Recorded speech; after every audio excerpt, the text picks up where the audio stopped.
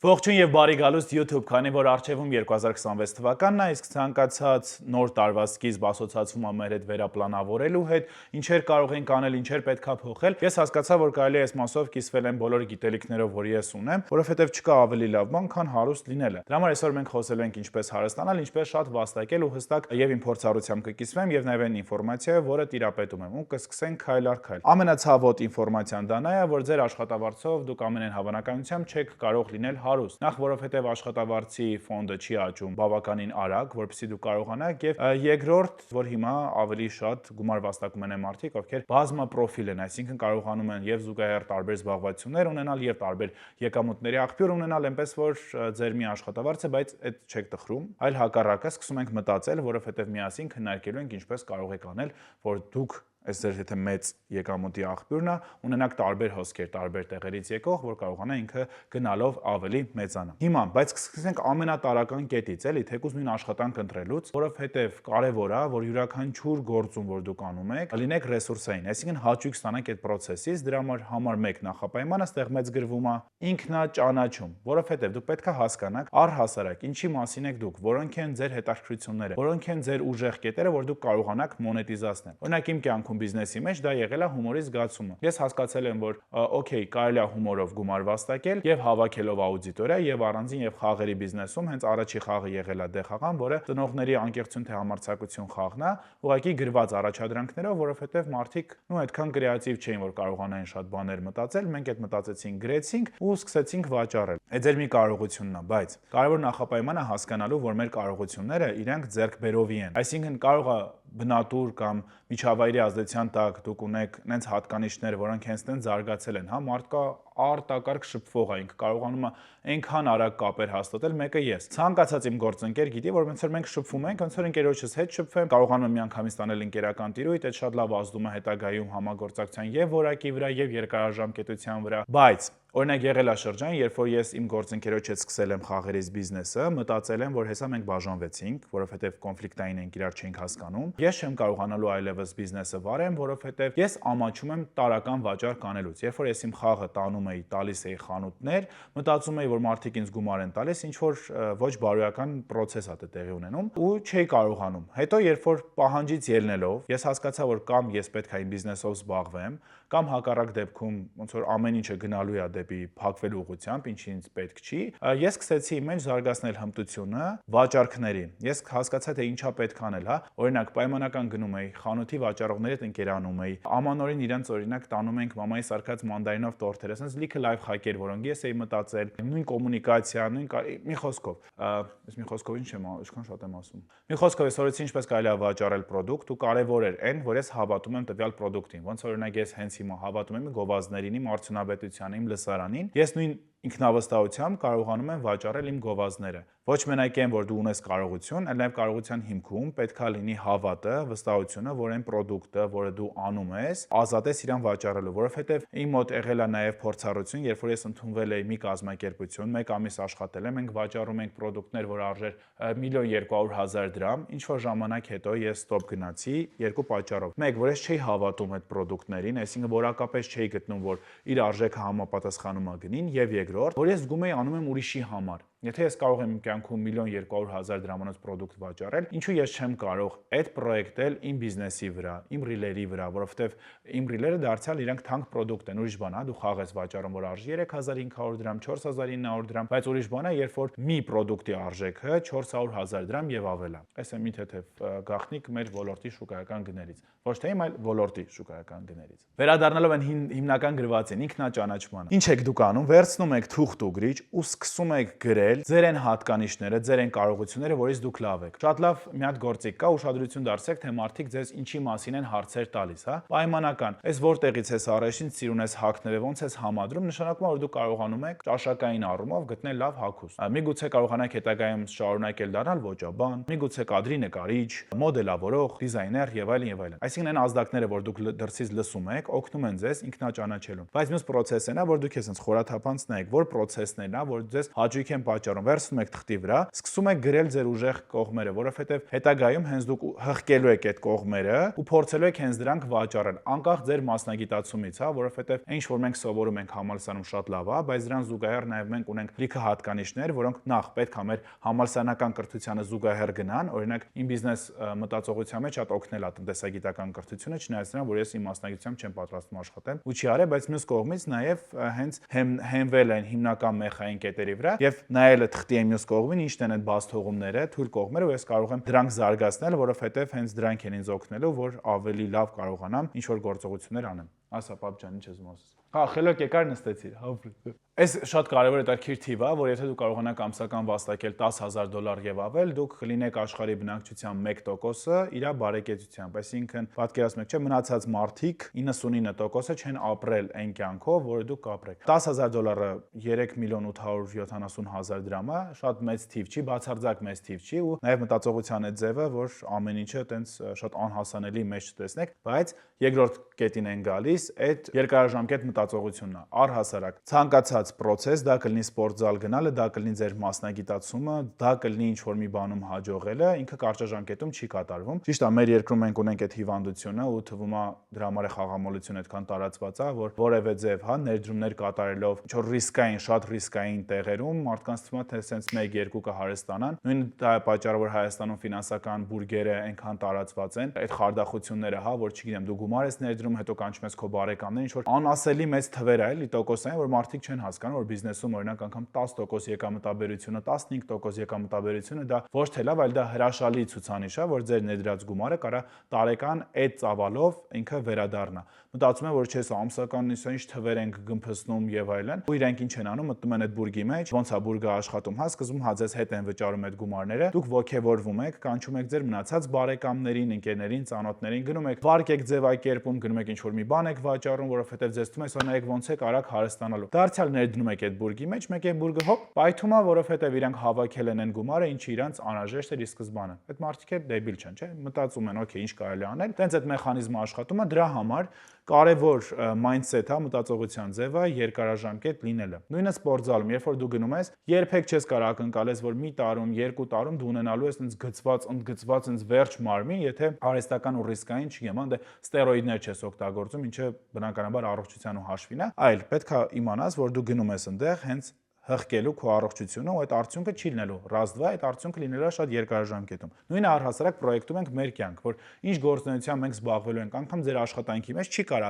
ձեր առաջի աշխատավարձը լինի sense աստղաբաշխական թվեր։ Ու ոնց որ նույն ձև եթե գնա գործատուին ասեք, նույն ձև ինքն է sense զարմանալու, որովհետև դուք դեռևս չունեք այդ փորձառությունը, դուք չունեք այդ հմտությունները ու ձեր փորձառությունը հմտությունները բերելու են նրան, որ դուք հետագայում կարողանալու եք շատ ավելի արագ գումար վաստակել, ավելի քիչ ջանքեր դնելով։ Բայց դրա համար պետք է այս process-ների մեջ անցնել ու չմտածել, որ sense մենք բացառություն ենք, հեսա նայեք ինչ թվեր ենք մսխում։ Երկրորդ գործոնը երկարաժամկետություններ ֆիքսեցինք։ Հիմա կարդանք էլ ինչ եմ գրել։ Հիմա կհարցնեք Հայկո ջան, բա դու ինչ բարեկեցության տոկոսի մեջ ես ուզում լինես, ասեմ 0.5%-ի, դա էլ արդեն եթե ամսական եկամուտները լինեն $25,000 եւ ավել, ստացվում է, որ դու աշխարհի բնակչության 0.5%-ի մեջ ես։ Ինձ թվում է դա շատ լավ ցուցանիշ է, այլ այսինքն 1000 հոգու մեջ 5 հոգի։ Դու գնաս 1000 հոգի լինես 5 հոգուց մեկն եմ վաստակա։ 1000-ի 5 հոգին, 1000-ի մեջ 5 հոգին։ Բա մաթեմից մի կռվի էլ այդպես։ Խոսացինք ինքնաճանաչում, երկարաժամկետություն,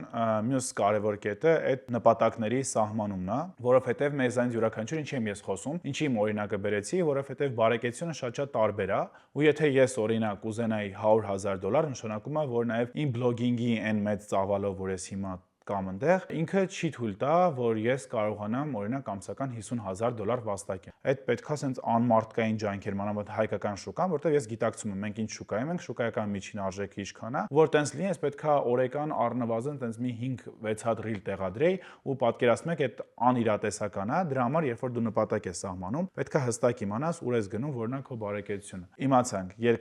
առաջին ինքնաճանաչում, երկարաժամկետություն, համբերատարություն, բարեկեցության նպատակ, որովհետև ինչ որ մեկի մեկիս համար ամսական $5,000 շատ լավ է, ինչ որ մեկիս համար 100,000-ն է, ինչ որ մեկիս համար նաև այդ մարդը կարող է $1,000-ով ՀՀ միջին աշխատավարձով ապրում է։ Իմիջիայլոց ձեր աշխատավարձով հարստանալու մասով պետքա ձեզ հիասթափեցնեն, որովհետև այդ շատ ոչ թե համբերատարության երկար process-ների մասին է, ու ցանկացած դեպքում որ դուք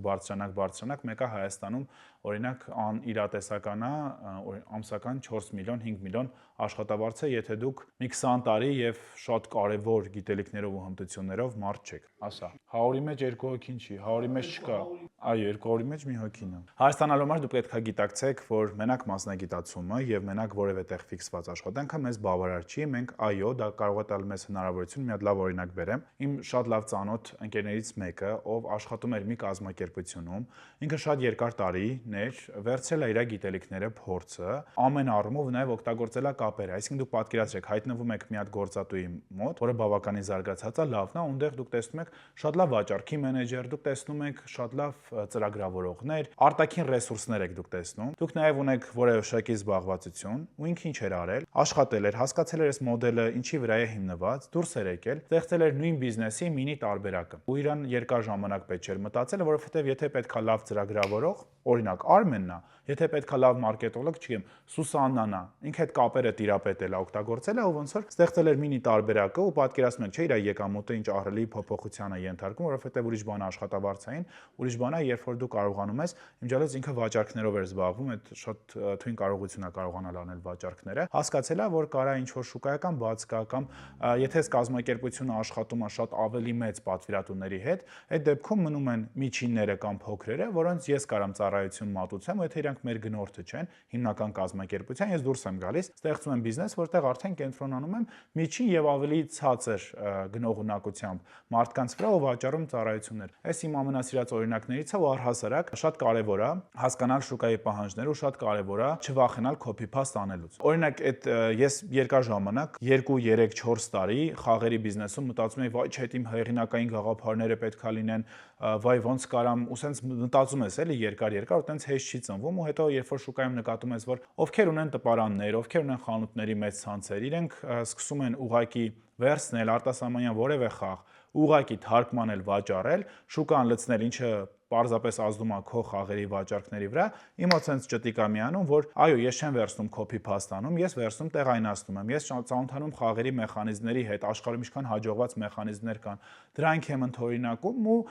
նաև դրանից վաստակում եմ գումար։ Հիմա եթե ինչ-որ մեկը, օй, դա դու չես մտածել եւ այլն, ասում հա ինչ անենք։ Սա ես դրանով դա կարողանում եմ մոնետիզացնել։ Նույնը խորհուրդ եմ տալիս ես, առհասարակ նաև ովքեր ուզում են բլոգինգ սկսել, ասում են, «Օ, ինչից սկսեմ» եւ այլն, ասում, «Okay, նայեք, գտեք, օրինակ, արտասահմանում բլոգերի, ում դուք շատ հավանում եք, իր կոնտենտը, իր ոճը, դուք այտենց կուզենայիք»։ Ասում սկսեք այնքան copy-paste անել, մինչեւ դուք այդ ամեն ինչի մեջ նախ բացահայտեք ձեզ, որովհետեւ այդ process-ների մեջ հասկանում ես, քեզ ինչն է դուր գալիս, ինչն է հեշտ ստացվում, ինչն է, որ կարաս ավելի հղկես, եւ հետո արդեն քիչ-քիչ նաև ծնվում է ձերը, որովհետեւ աուդիտորիան իր պահանջներ ունի։ Կարող է դրսին է ինչ-որ ձև դուք չպատկերացնեք, որ այդ նույնը Հայաստանում անեք, այդքան չի աշխատի կամ հակառակը, անեք մի հատ բան, որ այնտեղ լավ չի աշխատես, տեղ է աշխատում։ Դուք այդ ինֆորմացիաները ընթացիկ վերլուծելով շարժվում եք առաջ։ Դրա համար խորհուրդ ձեզ շատ պրիմիտիվ է հնչում, բայց մի վախեցեք միջազգային փորձի տեղայնացումից։ Մանավանդ հիմա աշխարհում այնքան շատ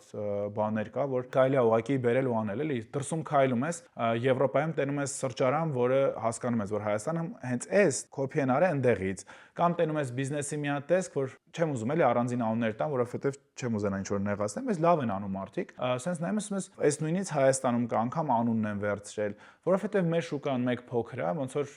անօրինական բան եմ ասում, եթե կարող եք հեղինակային իրավունք գնեք, տենց համագործակցեք, բայց գլոբալ առումով հայկական շուկան տենց հետաքրքիր չի միջազգային մեծ խաղացողների համար ու դատական process-ներ չեմ կարծում, որ կլինեն, կարաք մի խոսքով շատ ոգեշնչվեք, տենց 90%-ով 10%-ը փոխեք ու գումար վաստակեք, կարաք ստեղծեք ձերը, եթե այդքան կրեատիվ եք։ Ուղղակի կյանքը ցույց է տալիս, որ ոնց որ եթե աշխարհում բոլորը լինեին կրեատիվ, տենց բոլորը կլինեին հարուստ, իսկ ստարտափների 90%-ից ավելը, 95%-ից ավել, եթե չգիտեք, ձախողվում է, իսկ մարդիկ ցենց ոգերված սկսում են իրենց գաղափարը ու ձախողվում է, որովհետև պարզա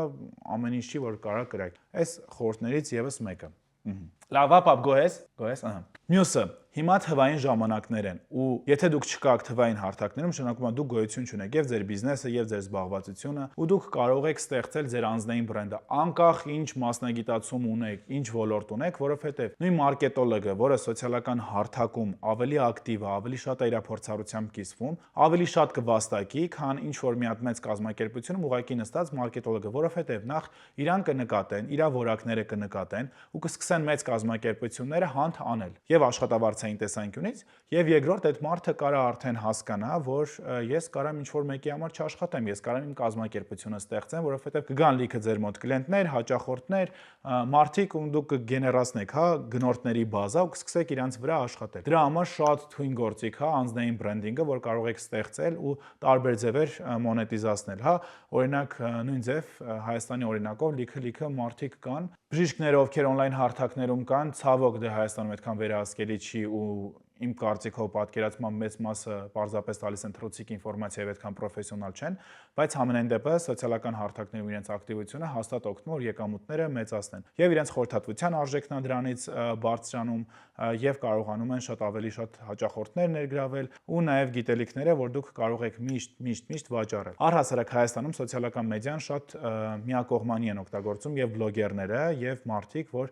իրենք չեն դիտարկում դա նաեւ հնարավորություն ինֆոպրոդուկտներ վաճառելու։ Ռուսաստանում դա անում են արտակարգ, մասնագետները սկսած խոհարարներից, որ առանձին բացում են իրենց Telegram ալիքները, բաղադրատոմսերով են կիսվում, բաժանորդագրություն են վաճառում, ջիմ մարզիչները, հոկեբանները ինչ որ մոտիվացիոն սեսիաներ են անում Հայաստանում շատ քիչ բլոգերների մոտ եմ նկատել, որ օրինակ իրենք անեն վեբինար, ինչպես կարելի է լավ ճամփորդություն կազմակերպել ինքդ քո համար, ոչ թե ինչ որ գնալ տուր ընկերություններ, այլ ոնց կարող ես դու ինքդ անել։ Դրա համար նաև շատ կարևոր է, որ այն ռեսուրսները որ կան, դուք մտածեք այդ նույն ռեսուրսը մի ձև չմոնետիզացնեմ, մի 1000 ձև կարողանամ այդ ամեն ինչը մոնետիզացնեմ։ Նույն իմ դեպքում օրինակ մենք այդ պրոյեկտում ենք սեղանի խաղերի բիզնեսի համար, որովհետև ապահովում ենք անուղղակի վաճառք, էլի փորձում ենք հանրայնացնել, ցույց տալ, բայց նույն բացը ես էլ ունեմ ու իմ 2026-ի նպատակը ավելի շատ ինֆո ուղղվածությունը զարգացնելն է, որ ես ունեմ լիքը գիտելիքներ, սկսած ինչպես կարելի է բլոգինգով զբաղվել, վերջացրած ինչպես կարելի է ստեղծարար մտածել, հա,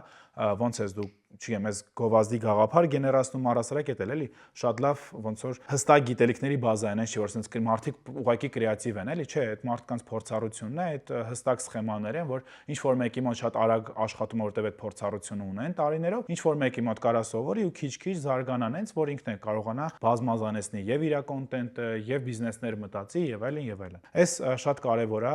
երբ որ ամփոփեն կոչվի անձնային բրենդինգ եւ on-line ներկայություն, մանավանդ հիմա ես ուզում եմ խորհուրդ տալ նոր սերնդին շատ արագ ադապտանալ հայտնվող մասնագիտություններին, հա, մենք անընդհատ բողոքում ենք, որ չգիտեմ, AI-ը սա կվերջ տա, սա կվերջ տա եւ այլն, բայց դրան զուգահեռ հայտնվում են հենց նոր մասնագիտացումներ, որոնցից հենց մեկը այն է, որ դու կարող եք սովորել AI ինժեներա, դու կարող եք սովորել AI content ստեղծել, գեներացնել ու հիմա այնքան տենց արագ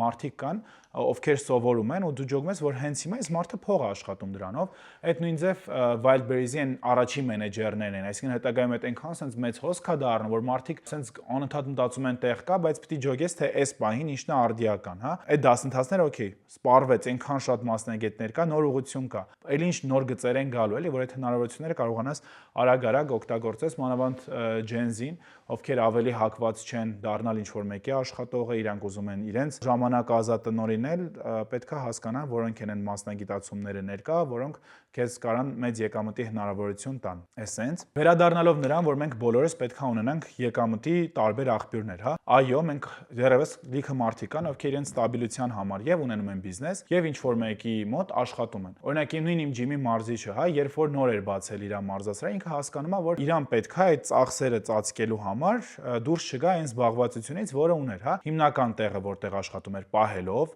զուգահեռ մյուս օրերին իր ջիմում աշխատելով, ինքը փորձել այդ բալանսը բերի, հետո երբ որ բիզնեսը կայունացնում է, ազատես թողնելու քո հիմնական զբաղվածությունը։ Բայց նաև շատ հանգիստ կարող ես պահել, եթե դու համատականի մեջ հասկանում ես, որ եկամտաբերության առումով քեզ ձեռնտու է եւ աշխատանքը եւ ունենալ բիզնեսը, կամ ստեղծում ես մի հատ մեխանիզմ, որը հնարավորություն է տալիս բիզնեսդ աշխատի քո ոչ շատ ամիջական ներգործությամբ։ Թիմ ունես հստակ վստահելի, դու իրանք անում են իրենց աշխատանքը, դու ուղղակի task-եր ես տալիս եւ վերահսկում ես եւ ունես քո հիմնական աշխատանքը։ Հա, հարստանալու ամենակարևոր պայմաններից մեկը ունենալն է բիզնես ու էլի ոնց որ գալով սրան, կարևոր է այդ բիզնեսը ինչի մասին է, այդ ինքնաճանաչումն է, մեր հմտություններն ու կարողություններն են ու ինչից դուք լավ եք, հավատացեք, շատ հեշտ դուք կարող եք իրան վերածել բիզնեսի։ Յուրաքանչյուր մարդ հիմա ասեք հանրային, ես կարամ ասեմ, թե ինքը ինչի մասին կարա լիներ բիզնես, որովհետեւ ինքը արդեն դրա անկալումը ունի ու ինքը շատ լավ այդ կարա մոնետիզացնի։ Մյուսը այն է, որ շատ մարդիկ կրեատիվ չեն, դուք չեք կարող ասենց միանգամից զարթնեք ու բիզնես մտածեք ու օքեյ է, նորմալ է։ Օրինակ ես շատ երկար տարիներ իմ գումարները ոնց որ պահում էի ուղղակի ավանդային հաշվի վրա, շատ ավելի ցածր տոկոսայնությամբ, որովհետև ոչ թե այն էր պատճառը, որ ես չունեմ գաղափար ու լինում է տենց ու բացի նրանից ես ունենում եմ գաղափարներ, բայց ես հասկանում որ այդ գաղափարս այնքան եկամտաբեր չի լինելու, որ ես արժի օրինակ բլոգինգից այդ ժամանակը կրճատեմ, տամ դրան խաղերից բիզնեսից այդ ժամանակը կրճատեմ, որովհետև ես հաշվարկում եմ իմ միավոր ժամանակահատվածը, ինչքան եկամուտ է ինձ բերում, ու ես մյուս կողմից նաև պատրաստ չէի այդ գլխացավանքների մեջ մտնել, որովհետև այո, բիզնեսը շատ երկար ժամանակ նվիրում է պահանջում, հետևողականություն է պահանջում, շատ ավելի շատ ջանք է պահանջում, քան թե դուք ինչ-որ մեկի մոտ աշխատեք ու լիքը մարդ կա, եւ մեկ իր տեսակով բիզնեսի մարդ չի, ու դա շատ սովորական է, եւ երկրորդ կարողա ձեր բիզնեսը չհաջողի դուք ինչքան է ջանքեր դնեք։ Դրա համար այո, իմ դեպքում ստացվել է, որովհետեւ այն հիշում եք, որ կարևոր է կետը, թե ինչ նաեւ պայմանների ոնց է հասկանում միջավայրը։ Մենք առաջնայիններից ենք եղել, որ շուկայում այն սեղանի խաղեր են ստեղծել։ Իմացանք ինչի մասին է շուկան, ինչի բաց կա, լրացրել ենք։ Ոչ թե եղել ենք այն, որ չի եմ 5 տարի հետո, 6 տարի հետո, երբ որ հագեցվածությունը շատ ավելի մեծ է եղել, այլ իրավիճակը վերլուծել ենք, հասկացել ենք ինչի բաց կա, լրացրել ենք։ Ինչի մասին է ասում, կներեք, գիտեմ որ հախուռն եմ խոսում, բայց դե ոնց որ YouTube-ը դրա մասին է, որ չի ասում։ Հա, դուք կարող եք չլինել բիզնեսի մարդ, դա նորմալ է։ Դուք կարող եք չուզենալ ձեր վրա պատասխանատվություն վերցնել, վերահսկել ուրիշ մարդկանց, դա եւս նորմալ է։ Այո, միգուցե դուք կարողանաք զարգացնել այդ կարողությունը, բայց նաեւ չեք ուզում։ Դրա համար աշխարհում գոյություն ունեն արդեն իսկ պատրաստի բիզնեսներ, որտեղ կարելի է ներդրումներ անել, ու դա այն բրենդներ են, որոնց մասին աշխարհում բոլորդ գիտեք։ Adidas-ի մասին գիտեք, Nike-ի մասին գիտեք, Apple-ի մասին գիտեք, ու մի շարք տեխնոլոգիական բիզնեսներ, որոնք բաց են, այսինքն իրանք, որպեսզի ավելի զարգանան, շուկայում թողարկում են արժեթղթեր, որը դու կարող ես ձեռք բերել ու դառնալ իրենց այդ բիզնեսի մասը։ Ու այդ արժեթղթերը շատ մեծ գումարներ չեն, այստեղ կարամ մի հատ դնեմ այս ռիլը, հեսա նայեք, էլի այնքան եմ հավանում, որովհետև տրենդ ենք օգտագործել, արագ-արագ նկարել ենք։ Մի հատ այս հենց հիմա նայեք կամ խոսանք։ Թու այս տարի պետք է առնի, թու այս տարի պետք է առնի, թու այս տարի պետք է առնի։ Ստոպ, երբեք ուշ չի սկսել ներդրումներ կատարել արդեն կայացած բրենդներում, ու որքան աճի իրենց եկամուտը տարեստարի, այնքան էլ կաճի քոնը։ Ու եթե չգիտես որտեղից սկսել ինչ անել, մի մտածիր, որովհետև այս թեմայով կա ամբողջությամբ անվճար դասընթաց, որտեղ քեզ ոլորտի առաջատար մասնագետները կսովորեցնեն։ Պարզապես մեկնաբանությունում գրիր invest բառը եւ ես կուղարկեմ դասընթացի հղումը։ Իջիր ներքև, այստեղ ու շտապիր գրանցվել։ Տեղերը սահմանափակ են։ Որ իսկապես երբեք ուշ չի սկսել ներդրումներ անել, որովհետև կազմակերպությունները աճում են ու իրենց աճի համար վերցնում են ուրիշ մարդկանցից գումարներ ու հետո ինչքան աճեցին իրենց եկամուտները, այդ նույն տոկոսներով հետ են վերադարձնում այդ մարդկանց։ Ու հիմա կմտածեք, օքեյ, բայց ես ոնց Հայաստանում ապրելով, չգիտեմ, ներդրում անեմ Netflix-ում, ներդրում առնեմ Nvidia-ում ամենաարագ աճող AI-ի հետ կապված բիզնեսները հիմա տենց բավականին բարձր ոնց որ արժեթղթերի աճ են արձանագրում, որ կարողանամ նաև իմ ազատ դրամական միջոցները, որովհետև միգուցե դուք աշխատանքից եք կուտակե ու պետք չի որ ցածր տոկոսներով օրինակ մնան, ինչ կարող եք անել, որ ձեր աշխատած գումարը ներդնեք հետ ու գումար վաստակեք, որովհետև իրանց մի արժեթղթը նենց չի, որ սենց աստղաբաշխական թվեր է, էլի դու կարող եք սկսել $1000-ից, դու կարող եք սկսել $5000-ից, որովհետև ձեր համար նախ կբացահայտեք ներդրումների շուկան, այդ շատ հետաքրքիր ու կարևոր process է, էլի, որ ոչ թե միանգամից սենց գնաք, որովհետև իմ առաջի քայլերն էլ, հա, ես առաջին ներդրումը հենց ոնց եմ արել, շատ հետաքրքիր էր, $1000-ով մերը ոնց որ խաղային ֆորմատ էր, որովհետև Freedom Broker Armenian երբ որ եկել էր, իրանք վերցրել էին 4 բլոգերների, յուրաքանչյուրից գցել են մի ֆինանսական խորհրդատու, տվել էին $1000 ու մենք պետքա $1000 մեր ֆինանսական խորհրդատուի հետ 3 ամսում փոփոխության ենթարկենք, այսինքն առնենք ու վաճառենք տարբեր ընկերության արժեթղթեր։ Այդ ոնց որ մեր գիտելիքները չի եղել, որովհետև ոնց որ իմ ֆինանսական խորհրդատուն լիքը հաշվետվություններ է կարդում, գիտի թե որ ընկերությունը պոտենցիալ աճ ունի այդ տարվա մեջ, առնում ենք ու ստացվեց նենց, որ այդ 4-ից ամենաշատ եկամտաբերություն ապահովեցինք մենք, $1000-ը մեր դեպքում աճել էր 1130, անսահման թույն թիվ է 3 ամսվա համար։ Տեղից հետո սկսեց իմ գործընկերությունը, առաջին ներդրումները արեցի, հետո ինքը անդադ փոխվում է, հա։ Երկրորդ, երրորդ, նոր տարվա կողմ արդեն կլինի իմ 4-րդ ներդրումը, որ դու տանում ես գումարներ, որովհետև դու պատկերացնում ես արդեն համակարգը ոնց է աշխատում, դրա համար այդ եմ ուզում ասեմ ձեզ, որ այն կազմակերպությունները, որոնք կան, իրենց արժեթղթերը ինչ չի sense ահռելի մեծ թվերա, որ դուք չեք կարա ձեզ թույլ տաք բացահայտեք ներդրումների շուկան, բայց մյուս կողմից ամենալավը, որ Freedom Broker Armenian ունի անվճար դասընթաց, բացարձակ անվճար, որտեղ հենց իրենց ոլորտի լավագույն մասնագետները ձեզ սովորեցնում են այդ ամեն ինչը, հա, որտեղից կարելի է սկսել, ինչ թվերի է պետք ուշադրություն դարձնել, ինչ անել եւ այլն եւ այլն։ Դրա համար, եթե դուք ուզում եք մասնակցել այս դասընթացին, ես իրոք ձեզ խորհուրդ կտամ, որովհետեւ լինելու է լավագույն ներդրումը ձեր գիտելիքների մեջ, հատկապես եթե 2026 ուզում եք սկսել ավելի ֆինանսապես գրագետ, ստե կթողնեմ հենց նկարագրության բաժնում հղումը, կլիկ կանեք, սենց մի քիչ կիջնեք ներքև, այստեղ հենց այս անվճար դասընթացն է։ Գրանցվում եք շատ արագ մի քանի քայլով ու ներկա եք լինում on-line դասընթացին ու սովորում եք այս ամեն ինչը, որովհետև անկախ որ փուլից կսկսեք գումար աշխատել, խնայողություններ անել, այս գիտելիքները ձեզ պետք են ու տեղերն սահմանափակ են, չգիտենք հաջորդ անգամ մյուս տարի կլինի, թե չի լինի, սա այս տարվա վերջի դասընթացն է։ Դրա համար եւ դուք գրանցվեք եւ ուղարկեք ձեր ընկերներին ու հիմա ոնց որ ես ունեմ մի քանի աղբյուրներ իմ եկամուտների ու դա ինձ նաեւ տալիս է ինքնավստահություն, որովհետև եթե օրինակ Instagram-ը փակվի, ու իսկ դա շատ հավանական է կամ անկանխատեսելի ալգորիթմները փոխվեցին, գովազդները կրճատվեց եւ այլն, ես ունեմ սեղանի խաղերի բիզնես։ Ես ունեմ եկամտի եւս 3 աղբյուր, որոնցից մեկը ներդրված այդ արժեթղթերն են, այսինքն արդեն իսկ հաջողակ կազմակերպություններն են, որոնց տոկոսայնությունը տարբեր է, հա։ Պորտֆոլիոյի մի հատվածը դա է, լողացող տոկոսադրույքներով։ Մյուսը պարտատոմսերն են, այսինքն ես ձեռք եմ բերել հստակ ֆիքսված տոկոսներով դարձյալ Freedom Broker Armenia-ի օգնությամբ տարեկան 12%, ինքը ոչ լողում է, ոչ փոփոխվում է, ռիսկայնություն չունի, որովհետև պետությունը ինքը երաշխավորում է յուրաքանչյուրի գնումը 16 միլիոնի շրջանակներում, այսինքն մի ամբողջությամբ եթե ինչ-որ մի հատ կազմակերպություն թողարկում է բանկերի դեպքում է խոսքը պարտատոմս, եթե մինչև 16 միլիոն եք ձեռք բերում, պետությունը այդ երաշխավորում է, որ ոնց որ եթե հանկարծ օրինակ բանկը սննկացավ կամ ինչ-որ տենց մի բան, ինքը կվերադարձնի այդ գումարները։ Այդ մի աղբյուրն է, մյուսը բանկային պարտատոմսեր են եւ արդեն մյուսը միջազգային կազմակերպության պարտատոմսեր են, դարձյալ ֆիքսված տոկոսներով, երկու հատ ֆիքսված տոկոսով ունեմ, մի հատ լողացող տոկոսով ունեմ, սեղանի խաղերի բիզնեսն է, բլոգինգն է որպես բիզնես եւ արդեն 2026-ի մյուս պլաններն են, որտեղ ես կփորձեմ իմ գիտելիքները թվային տեսքով վաճառել, այսինքն ստեղծել տարբեր դասընթացներ, տարբեր պրոդուկտներ, ոչ միայն իմ համար, այլ նաեւ ոլորտի առաջատար մասնագետների հետ որոշակի համագործակցություններ։ Այս են ամենն է, ինչը կարելի է ոնց որ ասել այս թեմայի շրջանակներում, ինչպես հարստանալ համբերատարությամբ եւ իմանալով, որ դա պետքա լինի մի քանի աղբյուրներից միանշանակ, գտնել ձեր լավագույն կետը ու մոնետիզացնել։ Այսքանը։ Հուսամ բաժանորդագրվել եք, սեղմել եք զանգակի կոճակը ու հուսամ նման կոնտենտը օգտակար է, կսպասեմ ձեր նկարագրության բաժնում մեկնաբանություններին, ցանկացած մեկնաբանություն ողջունվում է, կարող ենք բացենք քննարկումների համար։ Այսքանը կհանդիպենք արդեն 2026 թվականի պլանավորման YouTube-յան հաղորդման ժամանակ։ Հաղորդումը որն է վիդեոյի ժամանակ, որտեղ միասին խոսենք ինչպես կարելի է գրագետ պլանավորել 2026-ը բոլոր առումներով, ոչ միայն ֆինանսապես, այլ նաև մնացած հուզական, առողջական, բլա բլա բլա բլա բլա բլա բլա բլա բլա բլա բլա բլա